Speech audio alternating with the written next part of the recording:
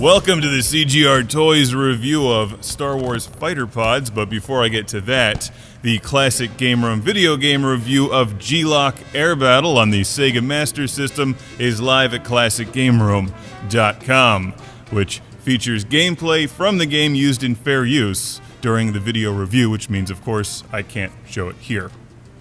But this is fair game, Star Wars Fighter Pods, which have 3 ways to play.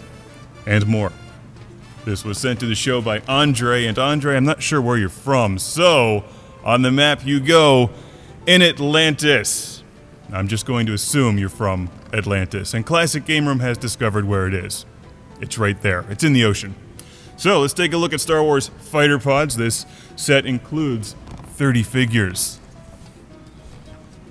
as well as a snowspeeder, 2 snowspeeders, one of the Episode 1 thingies here, and an AT-AT, and you know I love AT-ATs.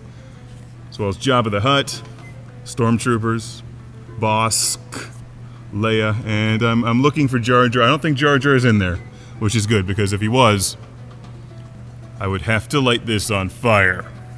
Let's take a close-up look at this thing. We've got a nice collection of Stormtroopers, the Snow Trooper, Sand Trooper, X-Wing Pilot Luke. We've got Han Solo, Frozen in Carbonite, Imperial Guard, Jabba the Hutt, R2-D2, and of course, Lando Calrissian. Just imagine if this had Jar Jar but no Lando. The universe would explode. It would be horrible. We have Jedi Knight Luke and Little Boba Fett, or is that Jango Fett? Jango Fett, who's that? Those movies don't even exist. Here's a close-up look at this thing. Lando Calrissian, Stormtroopers, Luke Skywalker, and an AT-AT. Combined with 3 ways to play, you can roll them, spin them, or just smash the hell out of them with a hammer. Surprisingly, they didn't put that one on the packaging. And these things look nice in the packaging, but we need to actually take them out and play with them for field testing and research. Here we have the Fighter Pods Imperial Guard standing next to a standard Star Wars figure Imperial Guard. You can see the size difference, but the small one still looks pretty good for as small as these things are. Look, Han Solo, Frozen in Carbonite. Oh, and they're being stomped on by an old school Star Wars figure who's jealous that these things are getting some screen time. Look at me, don't forget me. We can never forget you, Squidface and Admiral Akbar. These are like the Micro Machines versions of Star Wars figures. Really small and pretty cheap, but damned near indestructible.